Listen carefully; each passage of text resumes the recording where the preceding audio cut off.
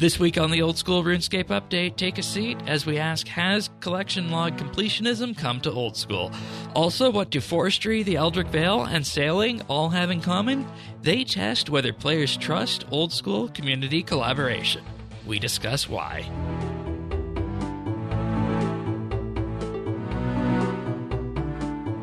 This is the Old School RuneScape Update, episode 63, recorded Saturday, February 1st, 2025. Abuse it or lose it.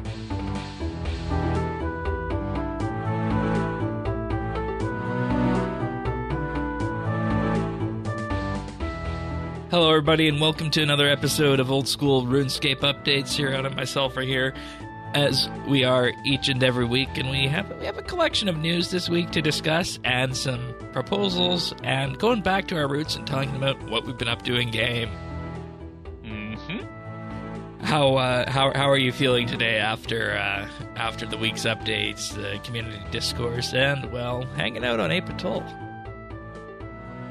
I know we're recording this in February, so we're a full month in, but I feel that only now are we really getting back into the rhythm of it, into the swing of it.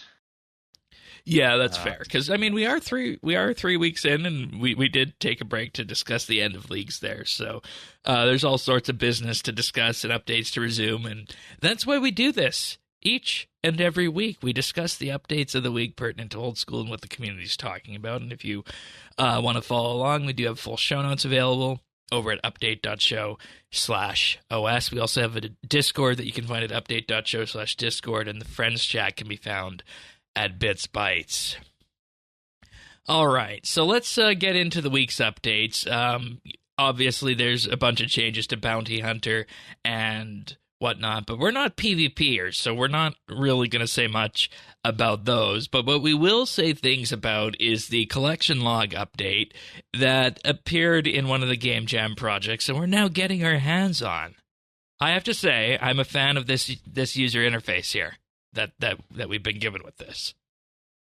The thing I love most about it is that I can have it open while doing other content. This is one of my biggest pet peeves, especially when it comes to quests and achievement diaries. Just the ability to have it open while I do other things and all that. That's great. I don't think the combat achievement. Oh, the combat achievement. Okay. This is funny. I have the combat achievements screen open next to the collection log screen. Hey, look at that! It's the new inventory system all over again. Well, that's what I was going to say, is that they're making changes to the Old School user interface that I really never thought we would see on this interface paradigm. Yeah, but I think it's really good, and it's a really welcoming change as well. Having these things open while you do other things. RuneScape is in a sense, it's a second screen game, but if you're actively playing, you also kind of need a second screen to play it. So. As in, like, looking stuff up on the wiki, or exactly looking stuff up on the wiki, and just in general, like doing research. At least that's what I do. Maybe I'm weird, but no, I think that's fair given the /wiki command and the wiki buttoning. Exactly. So having these things be open and being able to look at things, absolutely love it. To me, I love the new interface for sure, but that to me is really, really the biggest and most welcome change. Yeah, and the thing it tells me is that the people at the studio are of a situation right now where they're able to say, granted, yeah, we forked this from a 2007 game when we started 12 years ago at this point on it, but we need to face the realization that what worked in 2007 doesn't really work now, because you still had people running around in 2007 with 1024 by 768 screen resolution. Oh boy, yes, yeah, no, and I'm pretty sure that 2007 was deep in the browser era, right? So Oh yeah, absolutely. um, yeah, of that 1024 by 768, half of it was taken up by browser toolbars. Browser Chrome and whatnot. Yeah. Um, and we also kicked this back to the point where we were at that point dealing with hardware that wasn't really that plentiful, because I follow tech news and whatnot, and this week also marked the 18th anniversary of Windows Vista launching. I don't know if you remember that, the Windows Vista launch. That must have been, I think, my first computer that wasn't a hand-me-down from my parents, that I actually bought with my own money, that I earned through a part-time job, came with Windows Vista. It was just right around that time that Vista came in. And see, the thing is that Vista was good if you had a computer that had, modern hardware on it. But if you were trying to upgrade anything that ran XP or 98 before that, it didn't work. And my whole roundabout point of this is that when Old School was forked at this point 12 years ago, it was dealing with a game base that was effectively designed to run on systems that had that 1024 by 768 screen size, 128 256 meg of RAM, and if the system really wanted to, run Windows 98. So you were shoehorned into a lot of paradigms from 2007, and to see the game finally be able to shake some of those off and work towards a modern UI that, dare I say it, actually fits Old School, is a good thing. Hence the roundabout to the Windows Vista discussion there. It wasn't soup this week, folks. Mm-hmm. But also with this update, we have the ranking system that sees you progress from bronze all the way up to gilded based on the number of collections that you have. And alongside that, there is now collection log high scores, which I think gives at the whole just gives people more things to chase and more things to do in game. As in, you maxed and you're like, oh, let's go for all the collection logs sort of thing, maybe. I mean, it's definitely a little bit scary to the extent that I don't want to turn this game into a massive completionist chase. I was wondering how you felt about that. Yeah, so I mean, I think there's definitely a risk at that, but I think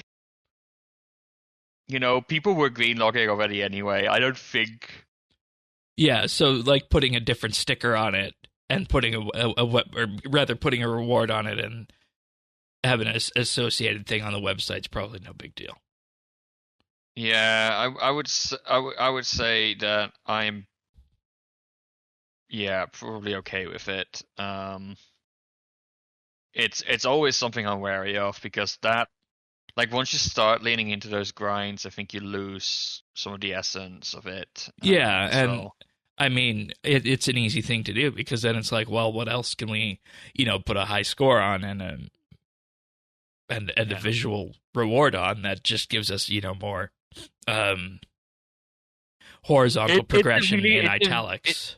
It's a really, yeah, exactly. It's a really cheap way to sort of stretch the game a little bit further, but it's not a very enriching way of doing it. So I would really not like it. Yeah, so I guess as long as it's there as the byproduct of content and updates, that's fine, rather than just being the sole purpose. Yeah, exactly. So, do you have any desire to climb the ranks?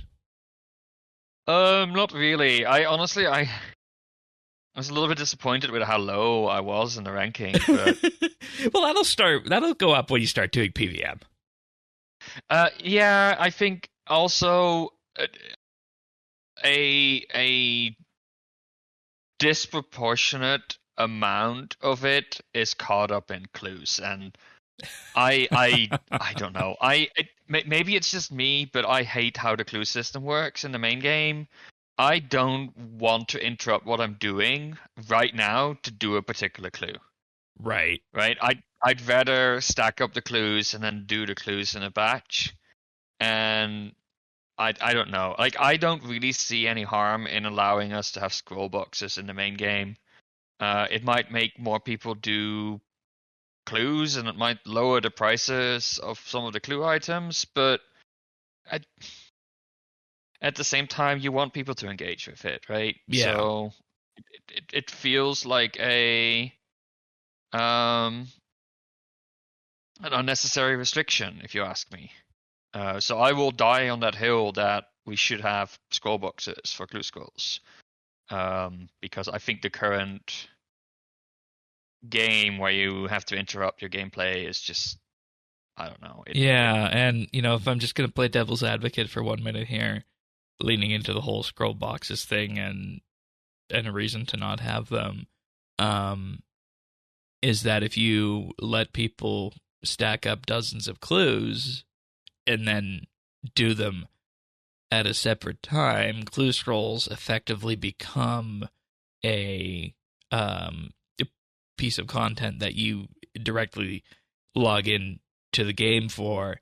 And I think the original intention behind clue scrolls is that they were kind of meant to be just a one-off thing that, you're on a Slayer task, you get a clue scroll, and then you end the session. Yeah, but that's not how that's not how they've been used for the longest time. Absolutely like, not.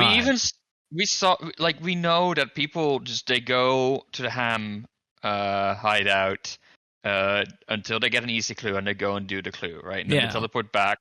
Like people log in to do clues anyways, and we saw how they expanded on that by making guards drop medium clues more likely, and paladin and heroes hearts and elites respectively. So they're kind of leaning into that. I feel that original design idea has already it doesn't work. So why do we still pretend it does with the mechanics? Yeah, exactly. And see, this is one of those things that could move a little bit faster on the old school side, but as a result of that, in terms of the community inertia with it can't. So I don't know. Like, I would love to hear if somebody feels strongly about keeping clues the way they are. It's not something I've seen a lot of people be passionate about. Well, when you think about it, the amount of money that can come from clue scrolls, the endorphin gambling hit from it. I mean, I do get that. I think having them in scrolls would be a good thing. I don't know. Like, people stack up caskets anyway. People go and engage with the content by grinding out the clues anyway. Like, it feels at this point, everything that exists to make that hard exists purely for the point of inconvenience. Right. And honestly, that's dumb in the year of 2025. Yes. So maybe there is a diehard portion of the cluing community out there that likes it how it is. Maybe we're off base with that based on the recent league's experience and the flow that you described. I don't know, folks. Let us know. Let us know what you think. Also on the collection log, there's a new staff of collection that changes its appearance based on whatever tier you have unlocked. Hence that's the cosmetic reward for this. So I do like the idea, the thing where they did allow Iron Man to use items on the collection log book that they have in the bank, because the collection log didn't count before certain dates. Could you imagine having to go back and get things? Having to get like another so I think that's a really nice change as well, for sure. Yeah. I wish I could do that and just buy my way out of the collection log problem, but no. That's a little bit. Maybe that's a bit too much. I don't know. That's the person who asked for darts. Come on. Darts? Death Touch darts. Oh, I was only half serious with that. Okay. I was only half serious. One thing we do have this week is a series of emote updates. First and foremost, you now have the option of looping any emote. So if you're at your favorite protest in Valador and you need a specific emote active, you can just right-click the emote menu and select the loop emote option. But obviously, we encourage you to use that for fun and happy emotes like the dance emote. Yeah, honestly, I was looking at it earlier. I'm surprised. Like, I would like to see loop more. Like, salute, for example, would be really cool if, like, if you held that. Like, if you looped that, it held that. Salute. There's a few other ones. Push up, sit up, star jump, jog. Those 4 could loop. There's a few more that I think would really benefit from looping emotions if that's the way you want to go. But hey, this was a complete surprise update to me, and it doesn't really add anything to the game. But also, 10 out of 10 would sit down again. Yeah. I'm the kind of person, I have a plugin right now set up that automatically sits me down locally. Like it's a visual thing that other people don't even see after some time. Maybe the plugin will get updated to automatically just use the sit mode. Probably not, because that sounds a little bit sketchy. And see, that's the thing. That's the thing I don't understand. I don't understand why there's these arbitrary limits in RuneLite when RuneLite it does so much beyond that in other universes it would be questionable if something like that wouldn't be possible. Yeah, maybe. But I was thinking, given that we had the run energy and agility update, we have sit now. And you and I were talking about the alternative option that they could have went for with the agility update and just added resting into it. And well, yep, the sit emote could have been an integral part of that. So, just a minor update this week, but I think it's still. Wouldn't it be funny if the sit emote was developed as part of an alternative agility update that never saw the light of day? You never know. That's my tinfoil hat of the week.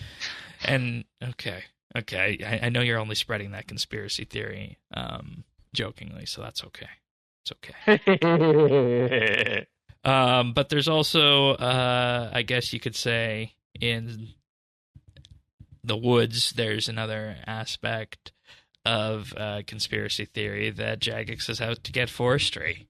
World hopping should no longer produce an abnormal amount of forestry events, and they increase the rate and radius of player eligibility for forestry events. This brings it down to 40 to 120 seconds from 50 to 150, and an increase of tiles from 20 to 30.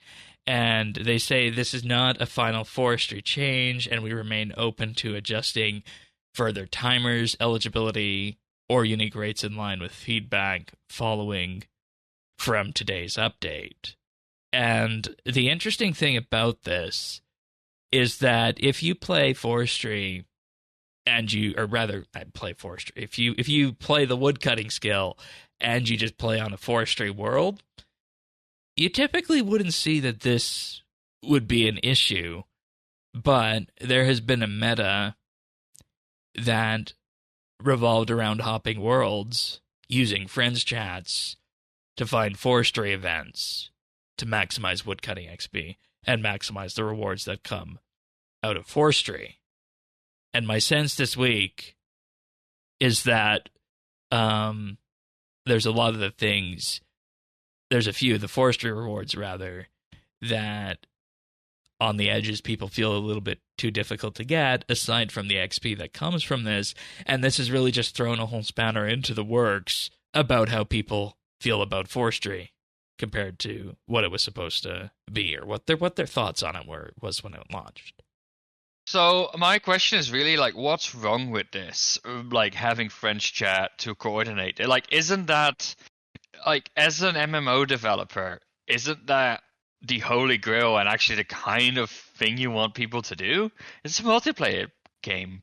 Like, isn't the whole point that people work together and all of that? And maybe if it isn't quite as intended, is it really that harmful? That would be my and see, first the question. argument I saw is that this is just the opposite page of people using tick manipulation at Teaks. Mm-hmm. And if you're going to have one and target the other one for people who don't want to tick manipulate, the question is what. And there's still people, you can still just sit, like, camp in one place. Like, oh yeah, absolutely. I camped in one place for, I don't know if League's adjusted the spawn rate of Forestry event. I don't think it did, and even then, it was a fairly regular occurrence to the point of, like, I could just camp, like, one place and also engage with Forestry that way. So I don't really see a problem with allowing this. And one of the most interesting things I saw on Reddit in response to this is was it the sailing comment? No. Was it the comment about sailing? Yes. Yeah. Okay, go for it. Where somebody was like, I voted for sailing, but I don't believe in sailing anymore. And that was in response to this forestry. The fact that Jagex doesn't seem to have a clear vision, doesn't really seem to know where they want to go with forestry, and keep having to make changes. And as part of those changes, keep changing how it works as well, right? Like the whole meta, the whole tactic, the whole way you're engaging with it changes all the time, because seemingly from the outside, Jagex can't make up its mind, and now they're trying to tackle an entire skill, which is sad, because I thought that forestry and the changes to woodcutting as they were when they came out, well, not as they were when they came out, once the second batch of forestry arrived, I'll say, made woodcutting feel like a very fresh and new skill. Yeah, I agree. I really like the underlying design principles of forestry. Yeah. I think it just really fell down in the execution, both in terms of the batched updates. I think was not a good fit for this, right? I think this is one of those things you kind of have to release as a single in a single batch. You can't really ship an incomplete picture. But also, like, the continuous changes at this point, I think we're overdue a dev diary where they basically say, this is where we want to go and this is the problems we are currently facing. Because I'm really missing the transparency with forestry. Like, all of these changes are starting to feel a little bit arbitrary and just throwing things at the wall and seeing what sticks. And that just doesn't inspire confidence. There's no capital to make those changes. That's what the issue is. There's no, dare I say it, political capital to make those changes. They are being seen as integrity changes, hence why they were pulled, hence why they were in as a patch note, integrity. But at the same time, you're right, there hasn't been the discussion into why that was needed. And, I think it paints an unfortunate picture. On that same thread, you were mentioning about sailing, somebody else said, abuse it before you lose it, the RuneScape way. Oh, yeah. Yeah, exactly. And which is like, and another stupid thing I saw in this, more people had a combat-based League's achievement than getting the forestry basket in Leagues. Yeah. I mean, I didn't really engage with forestry No, much either. I mean you didn't. You don't I spend your just found time wood cutting on leagues unless you're going for 99 Yeah, or one of exactly. the higher milestones. But yeah, Exactly. and this is a problem. And if this sort of thing keeps happening, it'll happen for other skills, and then you have an integrity problem that I'm really sad because I think the community will now be super hesitant to vote on I don't know, like a similar change for mining, or dare I say it, like an actual change to an artisan skill like crafting or fletching, which really needs it. And I understand the sentiment. If they can't even get a, let's call it a skill add-on, right? It's not really a rework, it's really an add-on to an existing skill. If they can't even get that right, why should we trust them to get an entire skill right? And that goes back to sailing. Where is the faith in sailing? Yeah, exactly. And I don't want or to anything be else for that matter. I don't want to be a pessimist, though everybody here on the show should know by now how I feel about sailing. But I do understand that line of reasoning, and I think the ball is now in Jagex's court to prove us wrong, and I think just waiting until sailing is done is not going to be fast enough. No, it's not. It's not. There needs to be something substantial on it at RuneFest. But you mentioned the fact that Jagex can't have these discussions here, as this update is showing, and lo and behold, we go back to the Final Dawn reward proposals for the Varlamore stuff again. Around and around we go. I feel like this third and final proposal with polls in it is probably getting a bit of a better reception than the previous two did. But I still feel that around the edges, there is still that question of, you haven't sold us yet, but you're putting these things forward, and we're not sure that some of them in particular are needed. So,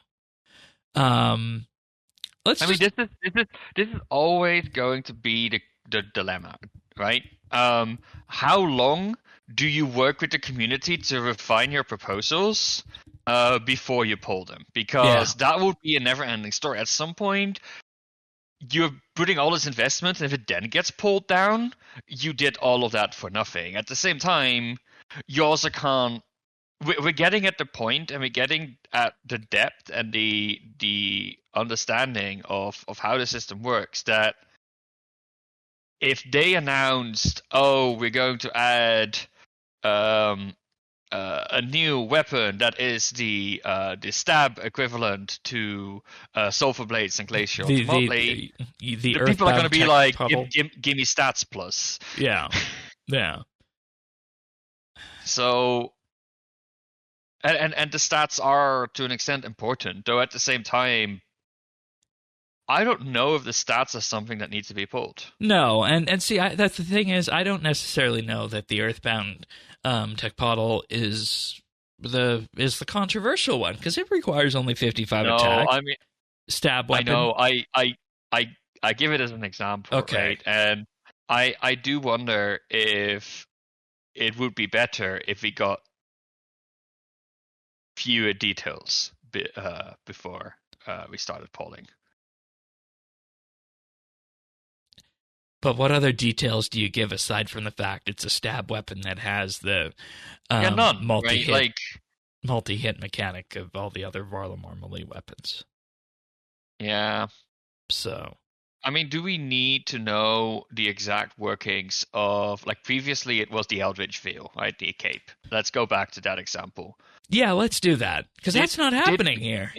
No, it's not happening, but let's say, like, we got all of the information, how it's crafted, what it does, what the effects are, what the stats are. Would it have been enough to say you're going to get a new best in slot magic cape, period, and pull that? Maybe, but at the same time, I feel like the issue there was on the community side, in that the best in slot, if you're going to use that term best in slot, it should come from something wave-based and be on the wavelength of the Inferno cape. Yeah. Or so we've been told. Yeah, I don't know. I find this. I don't know what the right answer is. I'll I be find very it clear. I'm not. tiring. Yeah, maybe. Imagine being the game designer on this and having to game design this in a balanced way, and then the community says we don't like it, and now you have to deal with that.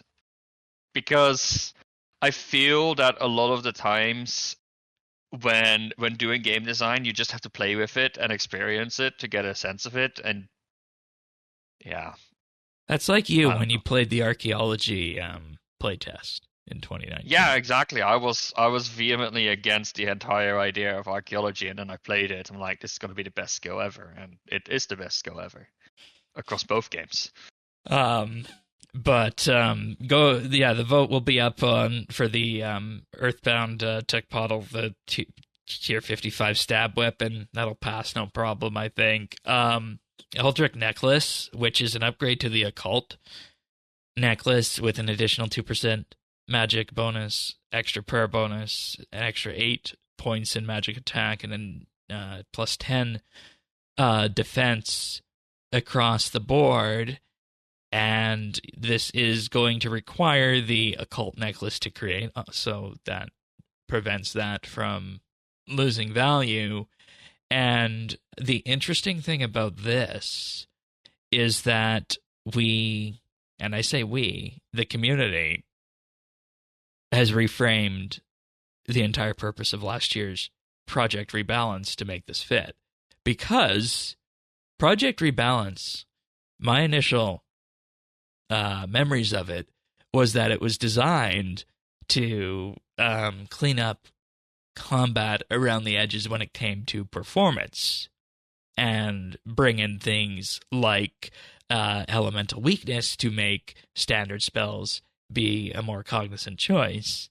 But the thing we're seeing this week is that the community memory around Project Rebalance has been reframed in such a way that one of the primary reasons of doing Project Rebalance was to make more reward space for subsequent rewards. Which, I mean, fine, yeah, It, that's it, a it was. that's a It good side was. effect of it.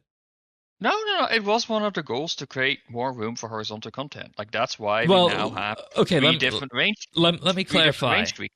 Let me clarify in that the early Project Rebalance proposals were more about the performance aspect of it.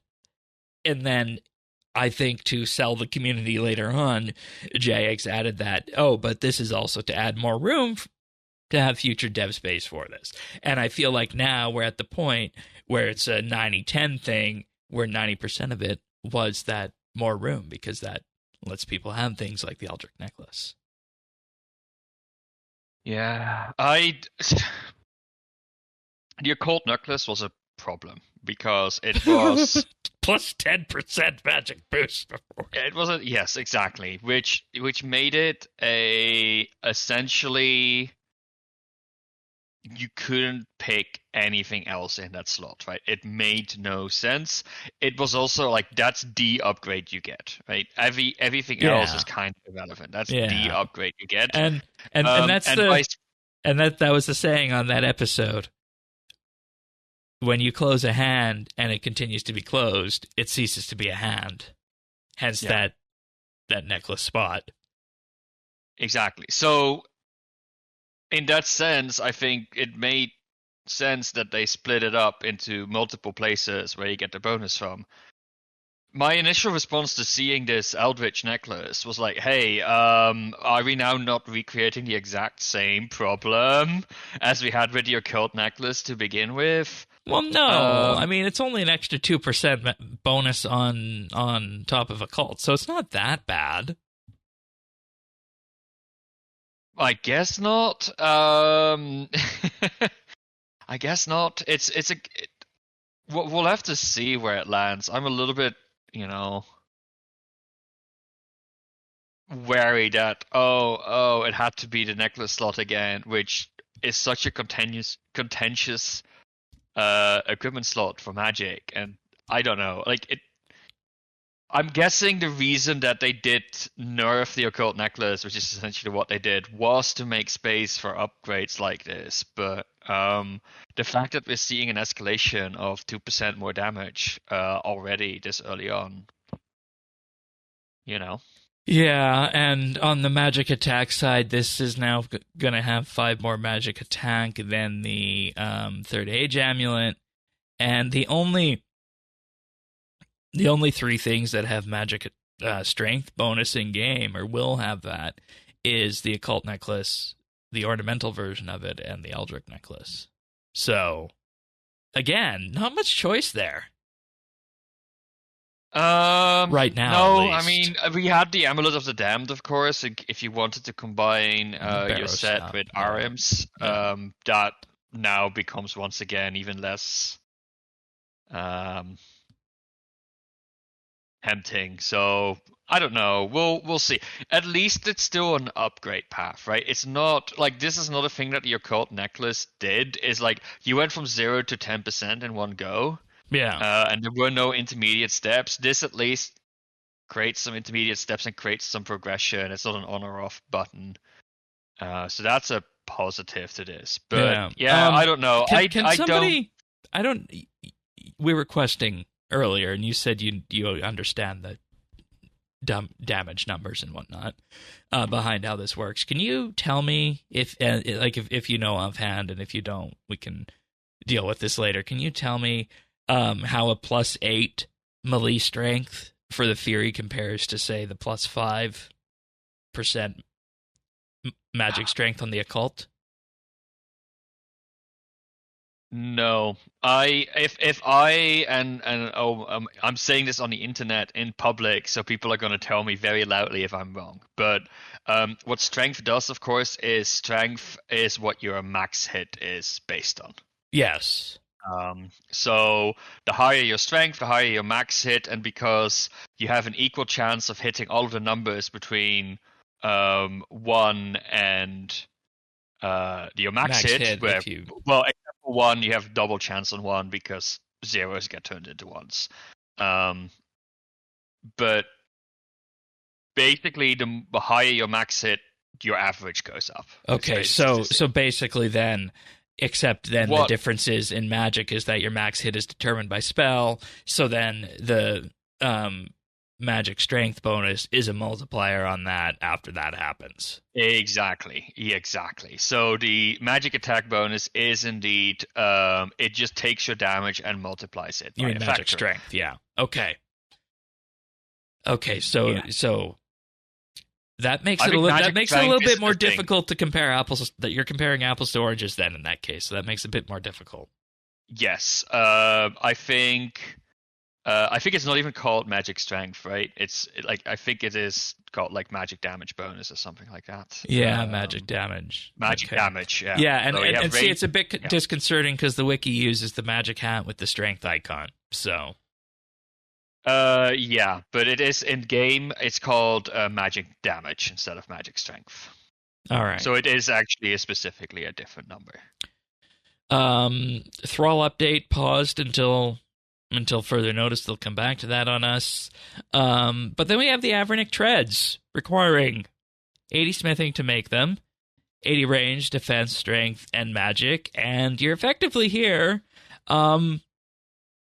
Looking at bootception because this hasn't changed, right? No. Like the threats and the Aegis have not changed at all. No. How do we feel about that? That ranged boots goes into Pegasian, and then it goes into the Avernic treads, and then dragon boots, and the whole shebang gets upgraded. Yada yada yada, infinity, so on and so forth. I think it's interesting. I understand that upgrade space is like upgrade scape is worrying. From a Iron Man perspective, I find it actually sort of fun. Okay. Because it feels more like progression, and it feels like that it doesn't devalue your earlier grinds. Yeah. Right. But also, yes, for an economical perspective, keeping the other items as requirements for the future ones really does help just retaining value on that low level content. So as much as I can see problems with this, I also don't really see a better solution without getting into a situation where you have with RS3 a lot, I think, is where You just they drop the keep tier 80 releasing. boots. Exactly, right? Where they just keep dropping new tiers, devaluing the old one, and you almost get like inflation when it comes to gear, right? Like everything sort of devalues over time, which I find really unfortunate. And then the nice thing about this is if you don't play for a year and you come back, your gear probably still held its value, which all in all, it creates a nicer landscape at the mild inconvenience of having to upgrade your gear, which I don't know. I think I'd like to be able to just, go out there, go to a boss and get a tier 80 boot and not have to worry about all the subsequent requirements. I would hope that not everything becomes this way. I do agree with that, but I as long as it's a healthy mix, I don't have any problems with it. Yeah, and I'll underscore that this seems to be a very core ethos to what they do with this, because they say we don't devalue items like the Ranger boots or the Infinity boots. So, it would stand to reason that the community agrees with them on that. The only other change to the Diabolical Aegis is that they brought the attack requirement down to 70 from 75. And this, I think that makes sense where it fits with all the other Demon Bane weapons. Yeah. Final quest reward. That's going to be a bit of an interesting one. Obviously, they don't want to spoil that. It is just called a new melee weapon. They can't say what it is, but special attack. If successful, the target is guaranteed to have the burn effect applied to them, dealing 10 damage over 40 cycles or 24 seconds. I do think that the emphasis on burn and the multi-hit melee weapons that have all come out of Varlamore, I think that's an interesting thing to land on here for this. And overall, at the end of the day, based on the requirement being 60 attack, I hope this will be a good weapon that can be a choice around that tier. Because I think we're probably looking at like a mid to high level quest. It's not going to be Grandmaster level, but it's not going to be a walk in the park, given the last one, I don't think. So. It's like it's 60 attack, so it should be on par with like Dragon, right? So, you hope so. Does it give like the attack speed? I don't know. Yeah, or no, it does not. I was looking at the top for right. For example, comparing this to like a Dragon Scimitar, right? A Dragon Scimitar has 67 slash. This one has 70. Dragon Scimitar has 8 stab. This one has 55. So that's interesting. But it adds a prayer bonus. Oh, attack rate 4, which puts it in the same attack speed as a Scimitar. There you go. Melee strength is 2 lower than a Dragon Scimitar. And it doesn't have any defense. Is it even worth mentioning that prayer bonus since it's 1? It adds up. It does. Okay. It does add up. No, it does add up. So I don't know. It seems like it replaces a Dragon Scimitar quite well. You lose out on 2 strength, but you get a prayer. You get a little bit more accuracy, including in the stab style. And you know what you get an actually useful special attack. Right, so. And I was going to say, I think it's that upgrade to the Scimitar, because the Scimitar's special attack rolls against target slash defense accuracy with 25% higher accuracy, whereas this is a single attack that just has 50% increased accuracy across the board. It will do 50% more damage if it hits. Oh, well, there you go, Dan. It seems to be occupying that same space and maybe even being slightly better. Which and this is a guaranteed reward from the quest. Exactly. This and Dragon Scimitar is of course a reward indirectly for Monkey Madness. Yeah. This seems to be in the same tier of quests, right? It's a master quest, so I'm all for it. I think this Remind is me, great. can you wield the scimitar if you have not done Nope. Monkey Madness? No. No, Okay. no. Okay. Got it. Fair enough. Which is really annoying in leagues. Yeah, that's Kandarin. Yeah. All right. Well, with that, I think it's. I think we'll continue talking about the monkeys then. And what have we been doing? Back with our quest updates. That is what started off Old School RS update. Back in the day, we decided that we'd open up the year with a big quest, and we did Monkey Madness 2. Yep, we managed to knock another Grandmaster quest off our list. I have mixed feelings about this quest. Mm-hmm.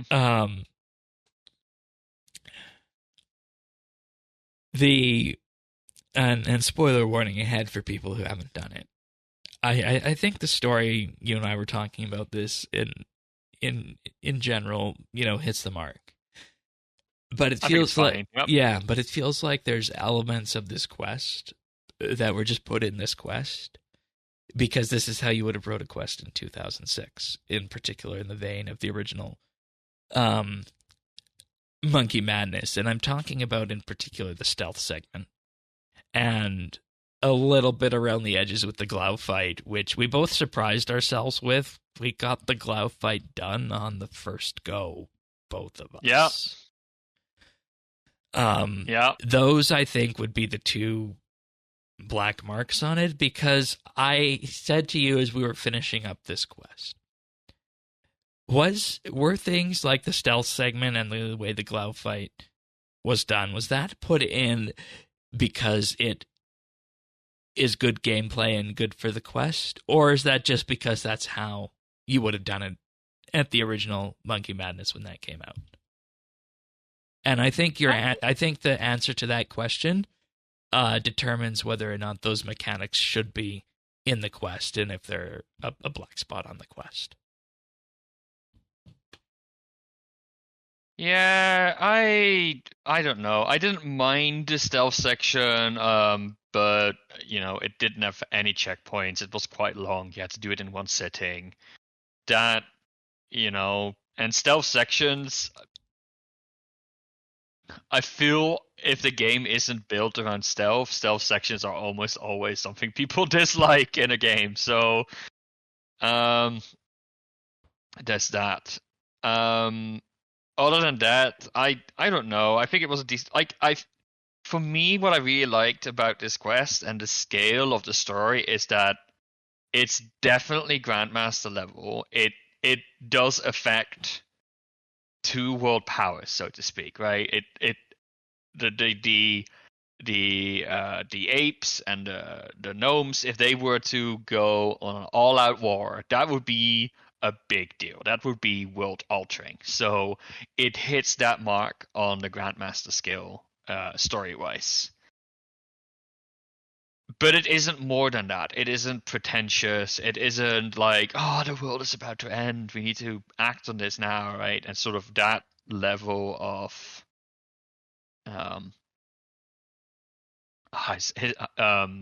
hysteria, I'm gonna call it. It feels reasonably appropriate that a single hero character could actually adjust this and have an impact on this. So I liked it for those reasons. Is it my favorite quest? No. Is it my favorite Grandmaster? Absolutely not. Is it better than Valgothic Sleeps is the question that keeps going through my mind, and I don't know. I think both had their pros and both had their cons. Oh my god, you're being so diplomatic again. Pick one. Actually, no, I got a better question for you. Best Grandmaster quest you've done thus far? Best Grandmaster quest I've done. I mean, there's not a lot of choice beyond Valgothic Sleeps and Monkey Madness. Well, just pick one. I mean, that is going to be Song of the Elves. Okay. You know what? One thing I will give the quest is it didn't do idiotic agility stuff. like Morning's Ah, End Part 2. Granted, yes, there was still some agility and thieving components, did. but The entire it didn't ability have the section. absurd failure rate that Morning's End Part 2 did.